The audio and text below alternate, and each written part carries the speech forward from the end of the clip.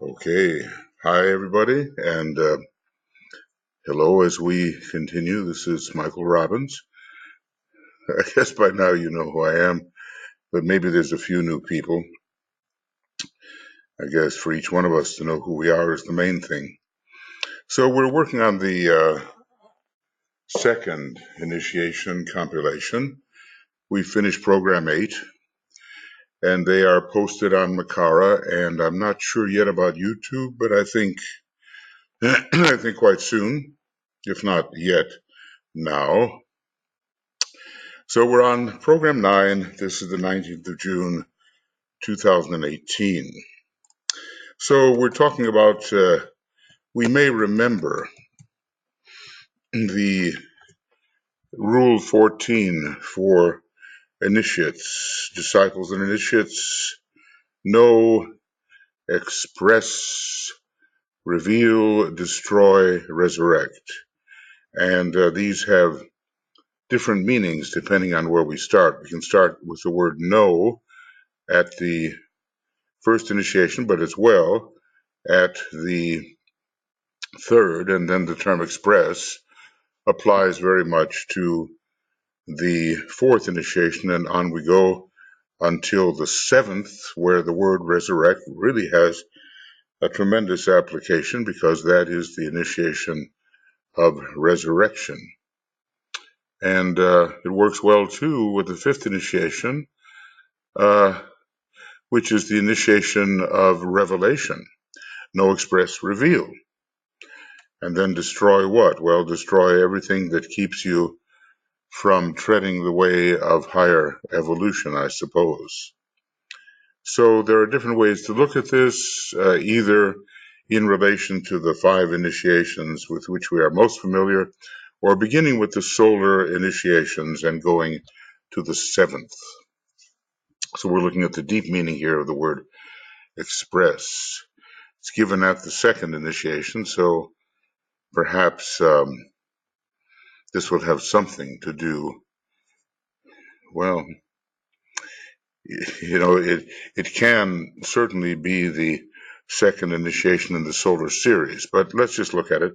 The word express, in its deepest meaning, when given at the 2nd initiation, does not mean the necessity to express the nature of the soul, although at the normal 2nd initiation it would be that, to express the nature of the soul through the astral body, and there would be love pouring through the tranquilized astral body.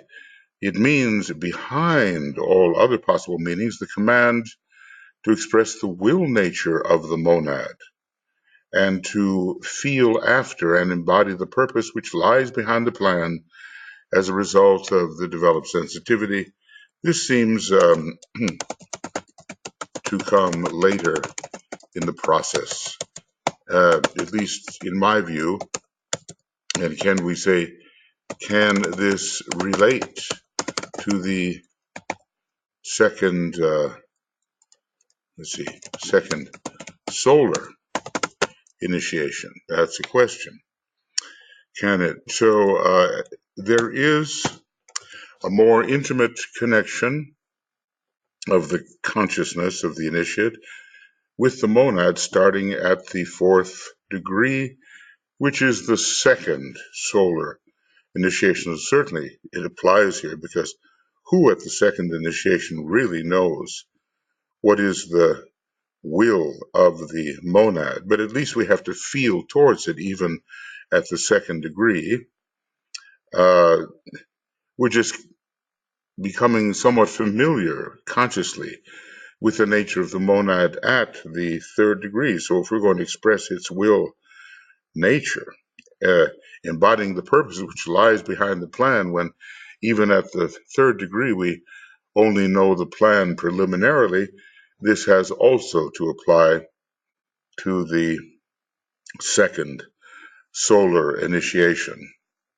As you read later on in the book, The Rays and the Initiations, from which this comes, page 315, we do learn that there are ways of reading higher meanings into the ordinarily given words.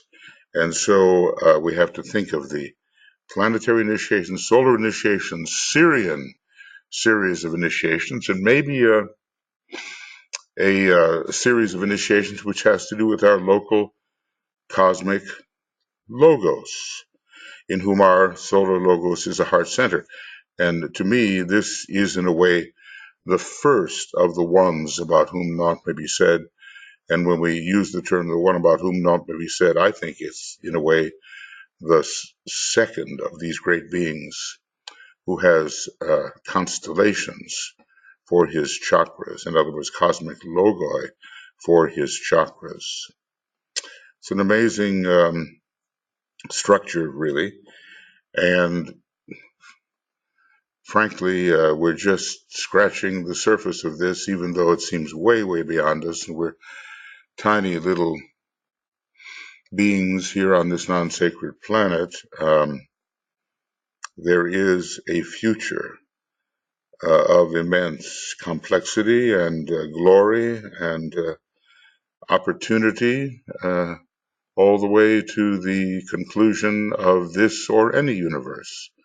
We have to begin to think in these larger terms which dwarf our usual types of thought. So certainly at the second degree, we do begin to express the nature of the soul, especially through the astral body, as love. But now we're expressing also the nature of monadic will as it attempts to bring forward purpose, the purpose behind the plan. That's a very high requirement. Okay, here's another one about the second initiation, talking about the groups associated with the White Lodge and the Black Lodge, or the Black Lodge Lords of Form, the Counterforce, whatever you want to call these brothers. And DK does continually accent the idea that indeed they are brothers, but they've made a certain choice, at least in this solar system.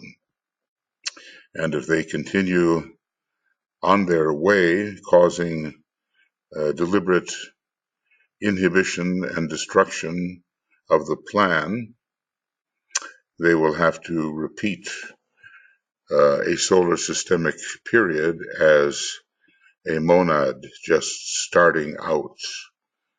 It's a huge delay involving tremendous suffering, I suppose. Both groups of aspirants, either to the right-hand path or the left-hand path, either to the Syrian path of the white initiates or the, Davic path of those who espouse the form, they're all aspirants. They aspire, no matter how high may be their ranking along their particular line, they do aspire to something further.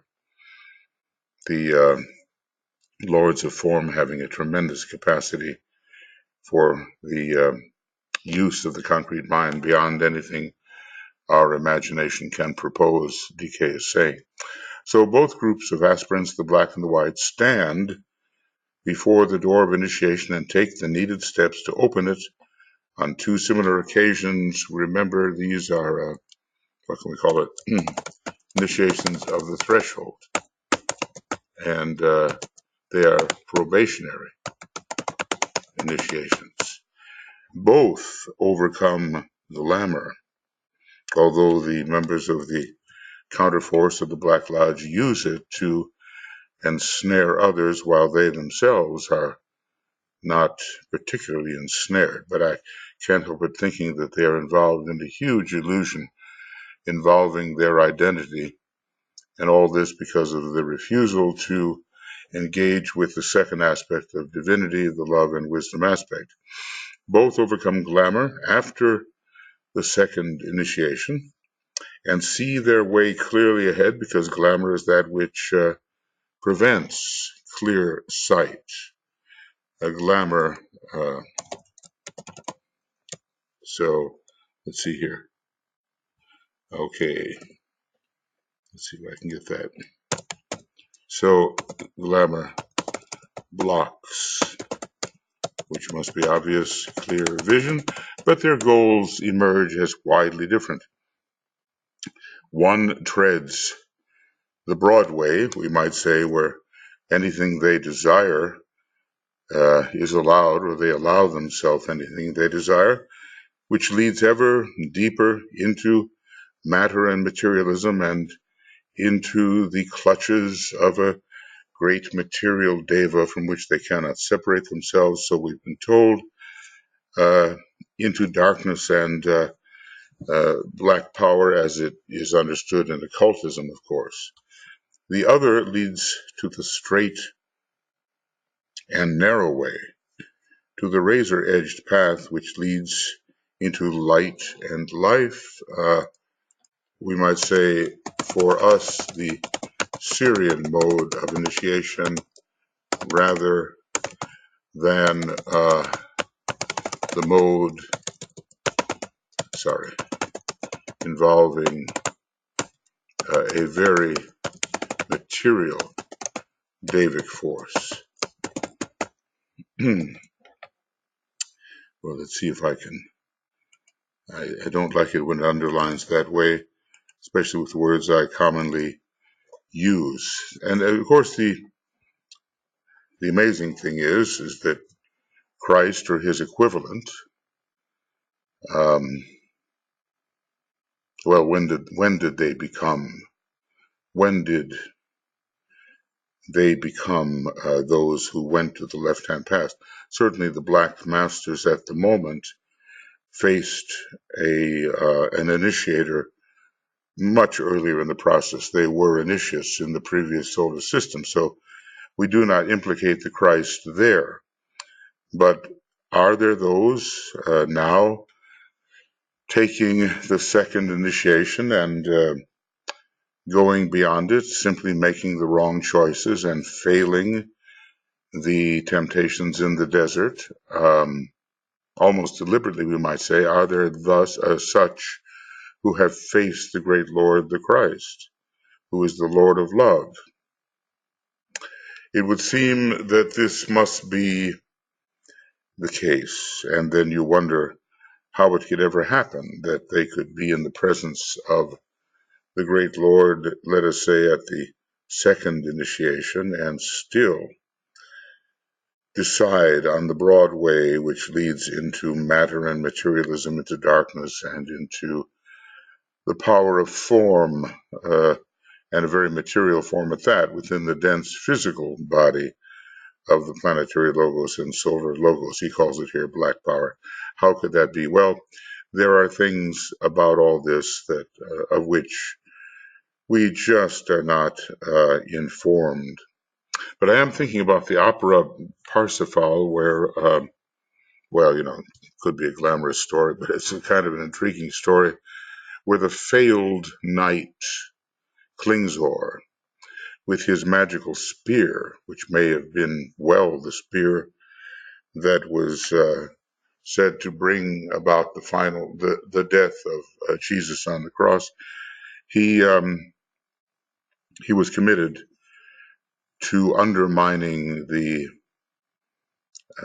progress of the Knights of the Grail, because he himself had failed. And in this quite amazing book, maybe it's just a good glamorous read, I don't know, but it's interesting, by Trevor Ravenscroft.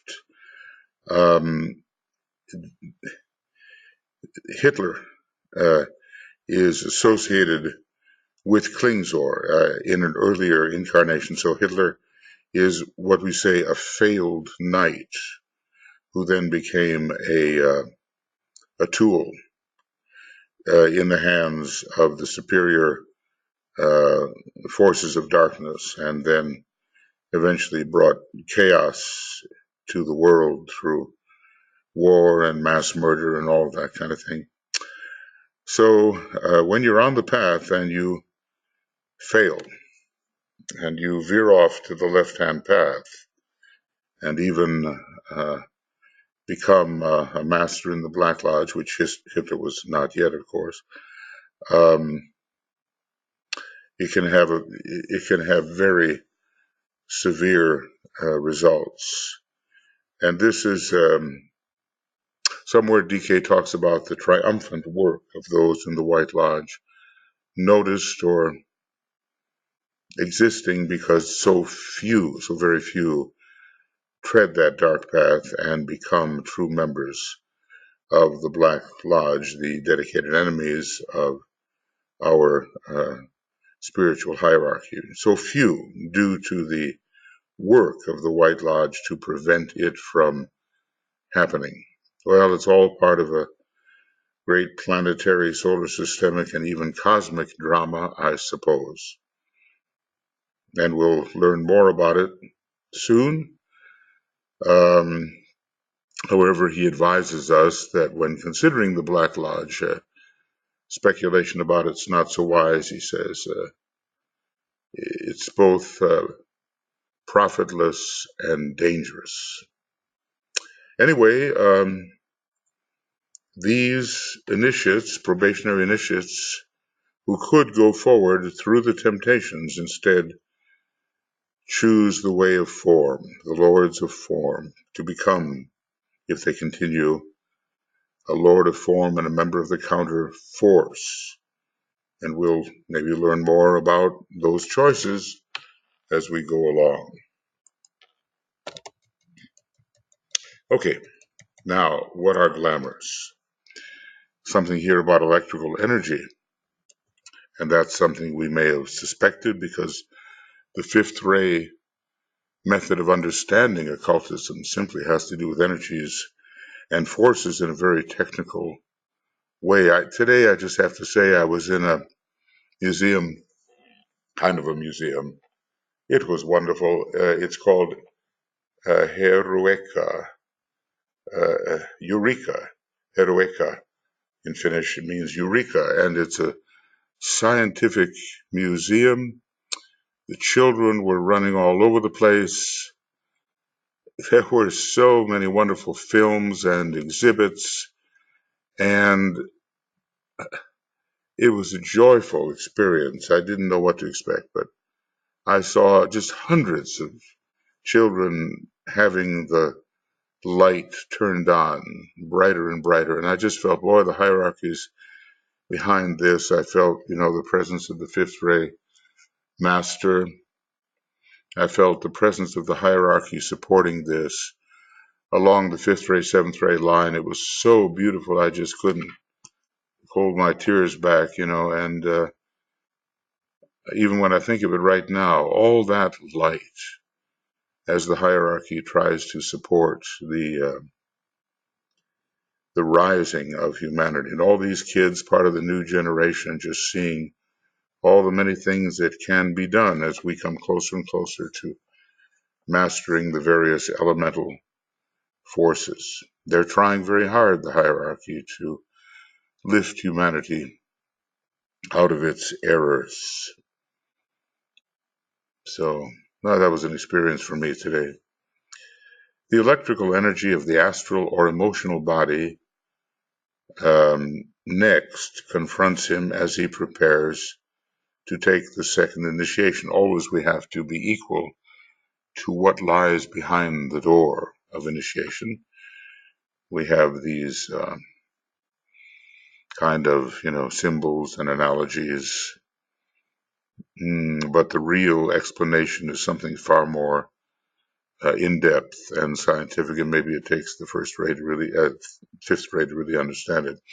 You can call this energy, if you choose, the sum total of all the glamours. You can call this energy, if you so choose, the sum total of all the glamours. A glamour is essentially a bewildering, deceiving, and illusory energy form which seeks to sidetrack and mislead the neophyte. Anybody there before the second initiation, certainly a neophyte, which is attracted to him by ancient habit and old controls. We just don't think about it anymore, but we do things in a certain way that attract to us energies which mislead and bewilder us. He is therefore responsible for the impact of this energy because it's all on the basis of what he's done before and unresolved karma and his habit nature. This type of energy takes form, and the masked forms of these glamours constitute the opposing door, kind of a dweller on the threshold-like door, an aspect of the dweller on the threshold, and oppose the passing of the aspirant on to the next phase of the path. Well, obviously we are learning to use the technique uh, of light in a special meditation that is meant to dissipate these masked forms. These particular energies, at least on this emotional level, are not thought forms. They are drifting, undefined, and exceedingly fluid. When we have thought forms, we have the problem, really, of illusion, misinterpretation, and then we can follow our illusions with desires which make of the illusions glamours. They are drifting, undefined, and exceedingly fluid. Of this type of energy, water is the symbol, and this is one reason why this second initiation is called the baptism initiation, or the initiation of entering the stream. Now, we remember and have been discussing the stream as an ashramic current which bears us along. But the stream is clean, and the glamorous waters are not.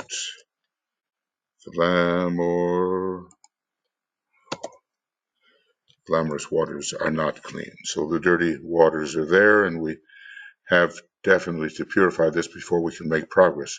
Really, there are such technical occult steps to be taken, and it's a science what we're doing here, and we cannot afford to treat it in just an aspirational or a mystical way. There are particularities under the fifth ray which have to be fulfilled.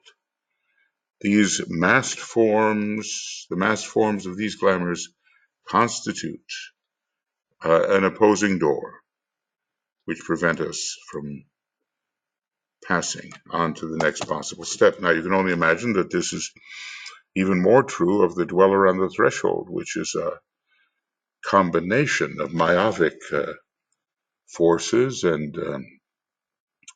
glamorous forms and forces and illusory thoughts, which are really, they are forces, more concretized, and that sum total that faces us and which we have generated and perhaps not expiated. We have not dispelled it. We have not dissipated it. We have not dispersed it. This is the very thing that faces us before we can really polarize our consciousness within the causal body all the time and at will. So we have a job to do, and it's better to know about its particular requirements rather than just sort of generally blunder on through. There are, it's like any science. I've been just amazed at what technology, of course, maybe visiting that museum today, but what technology has given us, these rockets, these trains, these airplanes, these control of energies and so forth. It's all part of the coming Aquarian age, but with the same kind of care that a scientist working in those fields applies. So we must, in occultism, apply with that kind of exactitude what we know is necessary. There's the discussion. There was a film today about dark matter and also the CERN. I'm not sure what CERN stands for, but it's that amazing collider uh, which breaks apart protons or subatomic particles and all kinds of new particles are generated by these collisions, and it is of tremendous length, and the speed in which these collisions take place are tremendous. And I'm thinking about the many people that work there along these fifth ray endeavors and how they are really digging into the constitution of matter. It is a great quest, a great scientific quest. I think thousands work there, and they are so motivated, I would say, by the fifth ray ashram, whether it's specifically the fifth ray ashram now or the fifth ray ashram as a part of the third ray ashram, as the suspension of the fifth ray ashram's activities been lifted, because there did come a time, when that ashram was making too much progress, shall we say.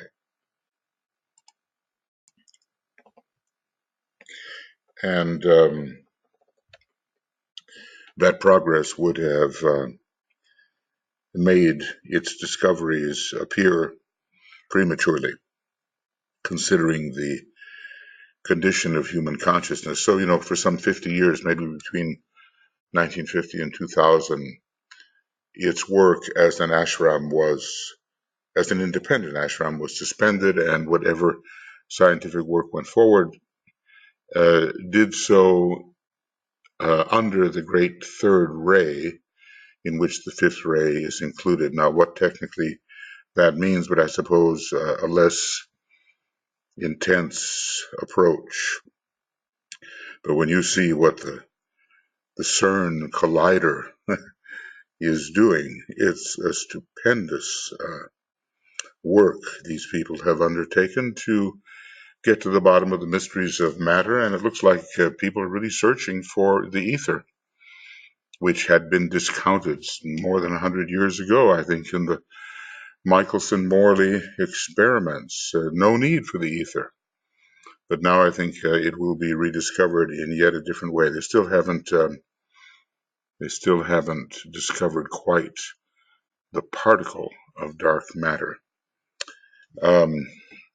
Anyway, one day this fifth ray approach will meet the occult approach, and probably there will be those who quietly read occultism on the side and are guided in their fifth ray work by what is suggested by the masters, what they have been able to release. Okay, now we go on, and we, will be overcoming the fragmentary thought forms of illusion and the fluid energy forms of glamour and the impulsive, chaotic currents of Maya. We will be learning how to overcome these things. This next one is from Raised Initiations. Again, it's about the building of the Antakarana. So when really can we talk about this process taking place? And he tells us that the initial step towards bringing about, I suppose, the dualism of the triad in relation to the soul-infusing personality, bringing about this dualism is the building of the Antakarana, and this is consciously undertaken only when the disciple is preparing for the second initiation. So think of it then,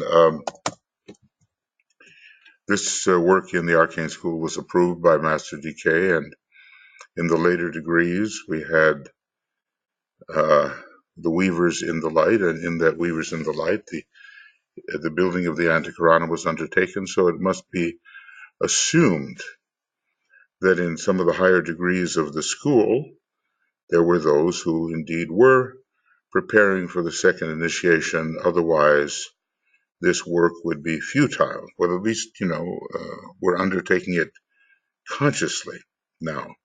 I suppose there's been a lot of unconscious bridging towards the higher duality in our nature, namely monad triad, and then the lower aspect becomes somehow soul personality, or at least the personality having absorbed aspects of the soul and being infused by it. But it's, let's see if I can, all right, let's see here.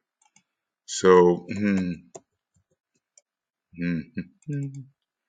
this is the AAB diagrams, and let's see what we got here. Open. Oh, that's not the one I want, but it's a good one. Chart number 5. What I want is something different. I want, what do I want? Yeah, this is what I want. These. This is maybe the same one, looked at in a different way, and this is chart number 8 is the one I so frequently use. So the higher duality of man we might consider to be monad triad, which is the true triad, is the true ego, maybe the true soul, and the lower part is the personality and causal body. And somehow the Antakarana is bringing these two together. There's nothing really terribly individual about monad triad. I suppose there is a unique history for each one, and it's been a long history, but the real personal part and transpersonal part involves the personality and the content of the causal body. All right. So, where are we now? Here. Are we preparing for the second initiation? Well, I think the occultists of the world, or occultists in training, have taken that first degree by and large. Not all of DK's students and even accepted disciples had taken the first degree. There was one who had not. All the others had. And so obviously their preparation was for the next degree, because for every true disciple is in training for initiation. Now, many lives may elapse between the first and second degree, but there's another reference which seems to say that it can be taken the next degree within one life or two. So maybe there's a great deal that depends upon our own handling of the time equation. And, if we're really, really serious and we're working on the Antakarana, we realize that that work indicates a certain fitness for the second initiation. The second initiation is largely governed by, they're all governed by Capricorn, but Scorpio particularly, and the Antakarana factor, when it starts to enter the triad, is entering the realm of intuition. And that realm of intuition, interestingly, is where the human monads are expressing the Buddhic plane, and it's ruled by Scorpio. And Scorpio brings, in the sequence of initiations, illumination. Concentration Leo, meditation Virgo, contemplation Libra, illumination Scorpio, inspiration Sagittarius, and then initiation Capricorn. And we can go on with other names beyond that. Okay, now let's take a look here at Hercules, Buddha, and the Christ. Wow. I'm wondering here what page this is on. It doesn't seem to say. But I imagine we're still in the rays and the initiation. So, eventually, and this, Hercules was a great initiate teacher in Atlantean times. We assume he had the first ray soul, and we also assume he had the first ray monad, but apparently a second ray personality and apparently a fourth ray mind, because of the dramas that he brought forward to teach. Eventually, Hercules came forth and opened the door onto the path of discipleship. This was done in Atlantean times, and there was a period for which this had to prepare, because without this preparation, the kinds of initiations which did emerge in Atlantis could not be taken. Discipleship, or at least probationary discipleship, has to precede the path of initiation. His work being preserved for us in the 12 labors of Hercules. Imagine your, your work for hierarchy and for humanity being preserved over millions of years in the form of these dramas or plays. He really had a tremendous impact. His real nature has been somewhat caricatured as the strong man, but what he really was the valiant soul, establishing abilities in each one of the 12 signs of the zodiac. He must have done it himself to a degree, because otherwise he wouldn't have been able to write these dramas. So these labors, which I think, we really should study, and it's just such a shame, but maybe predictable, that the Tibetan, through Alice Bailey and her failing health, was only able to actually give us 7 of the dramas as he himself would present them. And then others had to, from Scorpio on, had to present the others, not bad. And then they had to explain the dramas, and there's where some of the deficiency comes in, although I think they did try to use some of the earlier lectures of Alice Bailey as explanatory material. Anyway, the quality of the first half of the book, with Alice Bailey writing the descriptions of DK's dramas, that's the best part of the book, and the most accurate and the most inspiring, I think. So these labors epitomize the various tests to which all disciples are subjected prior to the various initiations. Maybe some of them had to do something with initiations, but let's just see there were certainly tests that led up to the initiations. For instance, the second initiation in Scorpio, quite a battle has to occur with the Hydra, though we're not finished with it, because the Hydra still operates in relation to the third degree, first, second, and third degrees. Then along came Sri Krishna, an earlier incarnation of the Christ, whose death supposedly signaled the onset of the Dark Age, the Kali Yuga, in which we are still immersed. Something like 3000 BC, 3001 or 2 BC is a date frequently given.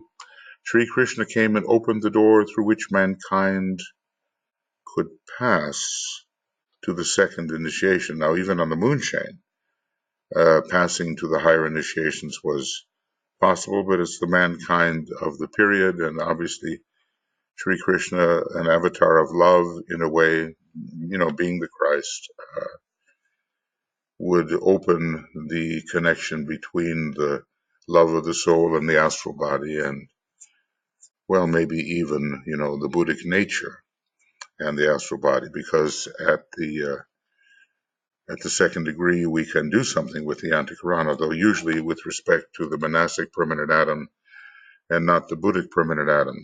Basically, if you think about the Buddhic permanent atom and the Atmic permanent atom, they're located on such a high level that only those who are beyond the stage of master and even beyond the stage of Chohan can touch the qualities that are found there on the very highest subplanes. I think I pointed it out before, but here is this chart that Keith Bailey brought together, and it shows us that the higher 2 subplanes of the Buddhic plane and the Atmic plane are not really reachable.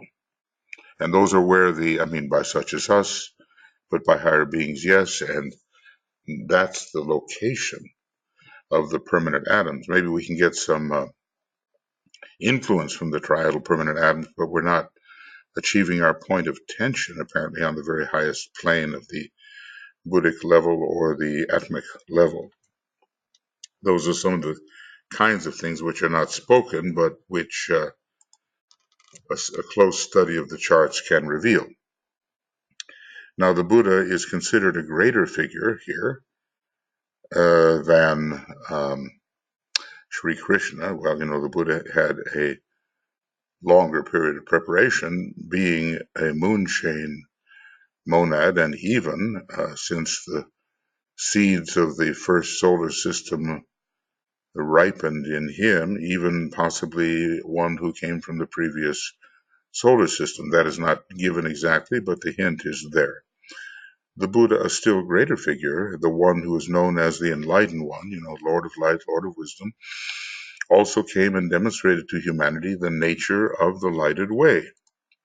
See, we're grateful for our teachers and the legacies they have presented, and those legacies have lasted. I mean, look at the legacy of Hercules. It's immense. Millions of years. The legacy of the Buddha right now, he became, as far as I can see, the head of the hierarchy around the year 3000 or so, at the time of the death of Krishna, who probably, it seems, was passing through the fourth initiation with that death, it seems. So the Buddha, the Enlightened One, a greater figure, certainly added longer than Sri Krishna the Christ, demonstrated to humanity the nature of the lighted way, its revelations, and its effects in consciousness. He enacted for us the supreme achievements of the mystic way. Now that's interesting because the Buddha was so terribly rational in a way. If you ever read some of what is written down about what he said, it's just absolute clarity itself. But he did at a certain point, maybe around 500 or 600 years before what we call the era of the Christ, he did go through the sixth initiation, and then the Christ, or Sri Krishna, or Lord Maitreya, whatever you want to call him, he took over as the head of the hierarchy about 500 years before he appeared, overshadowing the initiate Jesus in Palestine. So he enacted for us the supreme achievements of the mystic way. Then came the Christ and performed a triple work. Now, this is interesting because the Buddha actually was surrounded by arhats. So arhats are becoming either initiates of the fourth degree or becoming initiates of the fourth degree. But in general, the Christ opened the door to the third initiation, maybe through his demonstration of what the transfiguration was in the desert before his 3 disciples.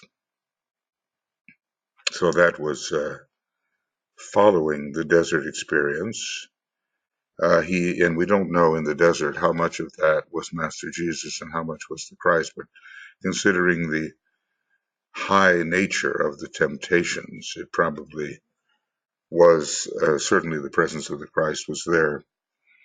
We're told that one day the gold and silver threads will be disentangled, and the golden threads are the events in the life of the Christ, and the silver threads are the episodes in the life of the initiate Jesus. We have to think carefully about what these words mean, because certainly Master K is not wasting words, and he's not speaking inaccurately. And Alice Bailey was a wonderful exemplar in the use of the English language. Okay, so what else did the Christ do? Here in the Garden of Gethsemane, right? He anchored on earth the will of God in the matrix of love, as it has been esoterically called. So really the union of love and will came under the auspices of the Christ, right? The union of love and will under the auspices of the Christ. And this was later in his career. His career was very short, some 3 years, although we don't know anything, not much, about the preparation in the overshadowing process, maybe the training process, when he might have been working for with the initiate Jesus before the baptism, when he actually took over the body when he wanted to, and taught as himself within that body. So many of these things we know, approximations, but the actual methods of how these things are done, that will come to us later when we ourselves are members of the spiritual hierarchy or high initiates.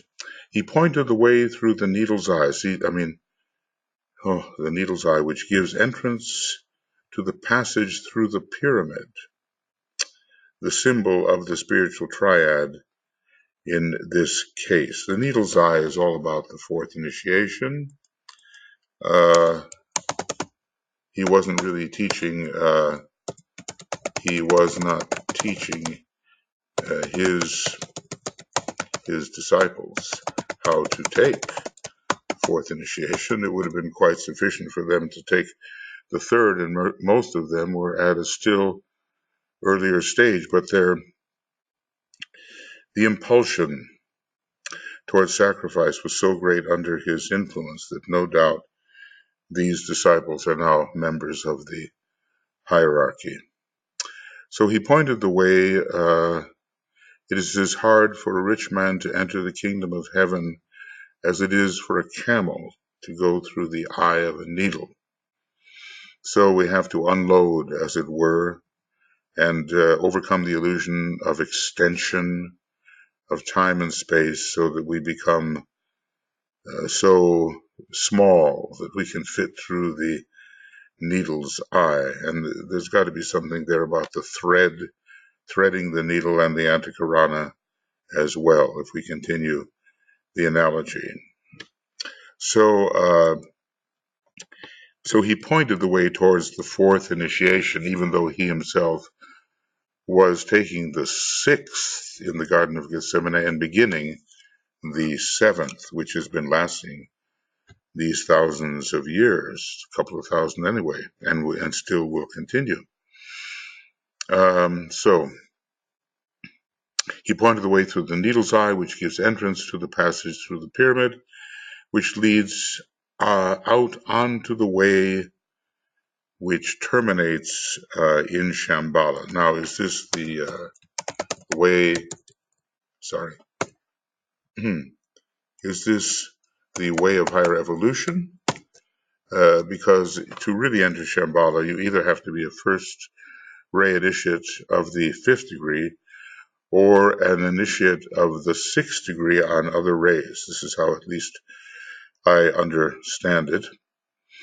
So not all go to Shambhala, but as monads, and while being retained as the initiates who make the great decision, they will work in relation to Shambhala. So at least the sixth initiation is required to come and go in Shambhala. So he pointed. So in a way,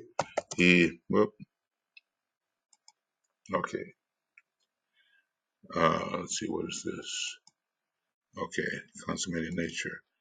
So he pointed then the way towards the sixth initiation.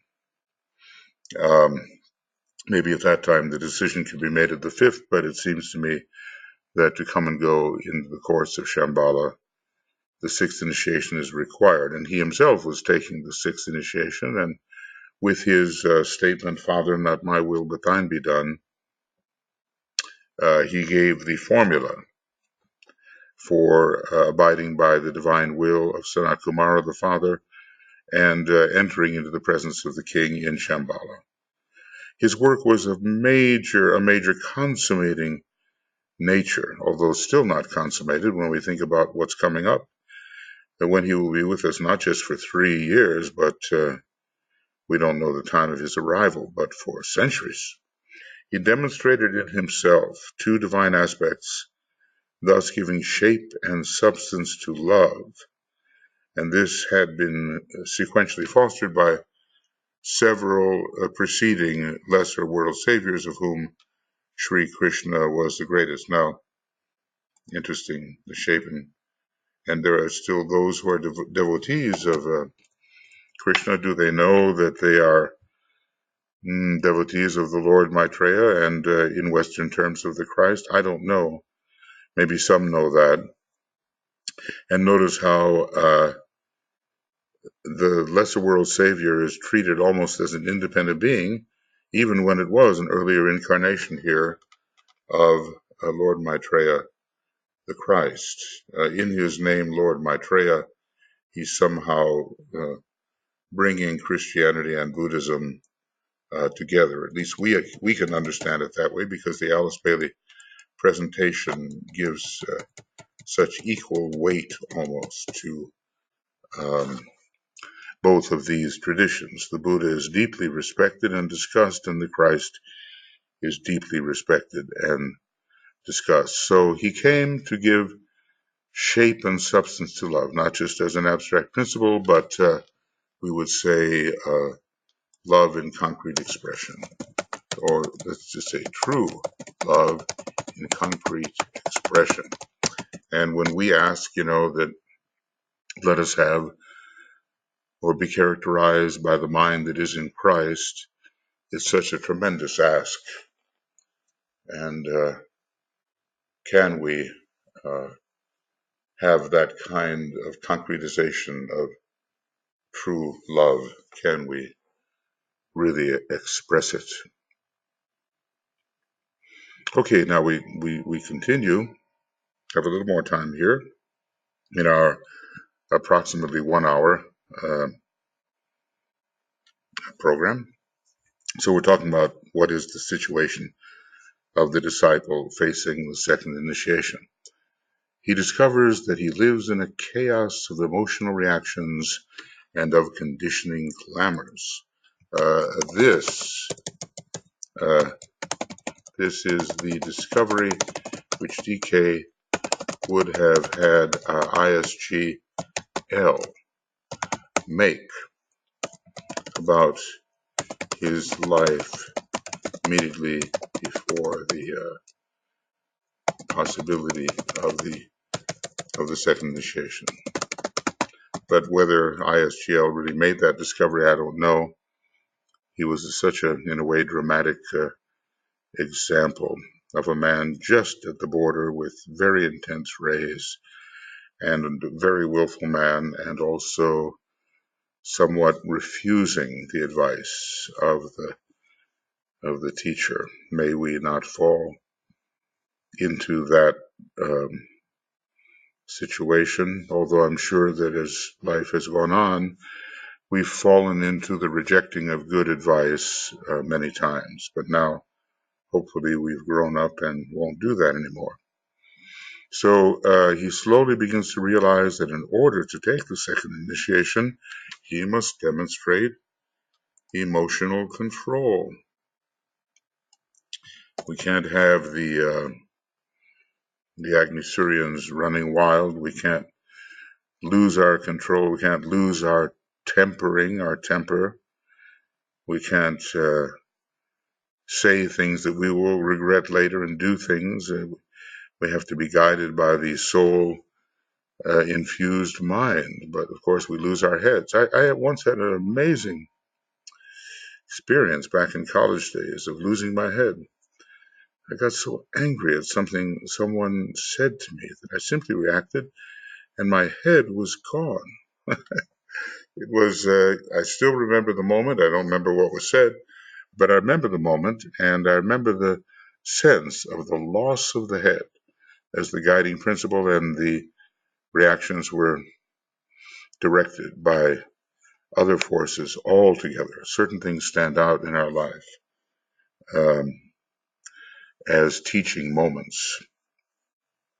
Okay, he slowly begins to realize that in order to take the second initiation, he must demonstrate emotional control. which is not the same necessarily as emotional suppression while the energies are seething beneath the pot, the top of the pot.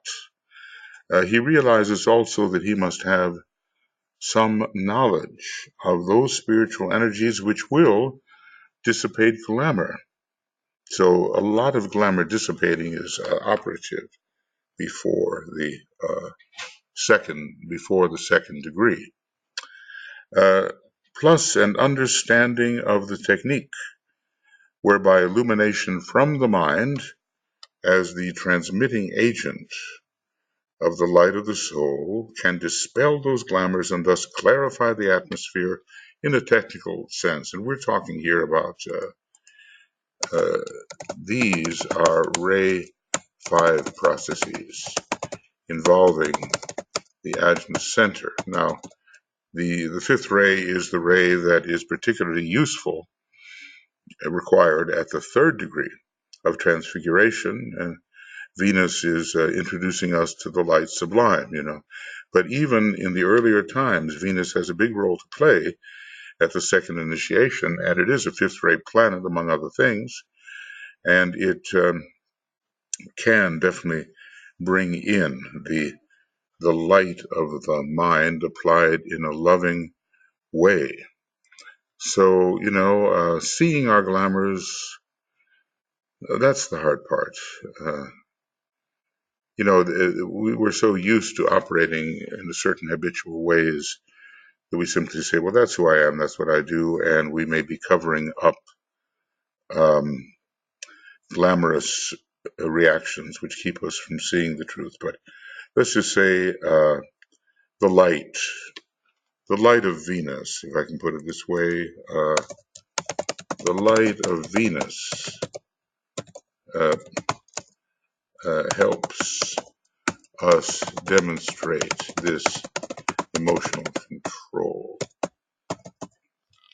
So we have to consciously use these astrological qualities, become familiar with them, and wield them, if I might say so. It's a technical process we're involved in here. This is the science of occultism, and later, when we become intuitively responsive, the art of applying occult principles will be ours. I always think that science precedes art, but you have to do a good job with science before your spontaneous intuitive promptings can really be proper and effective. Otherwise, it's just kind of a undisciplined response to circumstances. So build the science, use the fifth ray to move towards the higher expression of the fourth ray, which is artistic and intuitive. Whoops, okay. Now, probably I'm going to wait on this one. So this will be the end of second initiation compilation, program number 9, and our day here is the 19th of June, 2018, and then beginning of same SIC, right? I wonder, shall I do that? Do I dare do that? Maybe I'll do it, This is not what I want.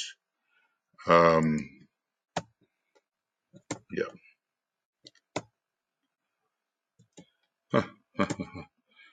Sorry to have gotten a little waylaid. So I'm going to say SIC and SIC, and I'm going to put it over here. All right, SIC. And this will be the second initiation, compilation. I try to make life a little easier for myself, and sometimes I succeed, and sometimes I do not. Okay. All right. So the beginning of second initiation compilation, and this will be program 10, and when I'll be able to do it, I don't know, but hopefully later this evening somehow. I always hope, but never know. We have another, 6 pages in this compilation to go, so maybe a program or two, I'm not sure. And then I have some other references, and then I'll get into the first initiation. Seems to be moving a bit backwards. It is still germane. It is still relevant. There are many people who are aspirants and they want to learn all about this stuff, but and they study hard periodically,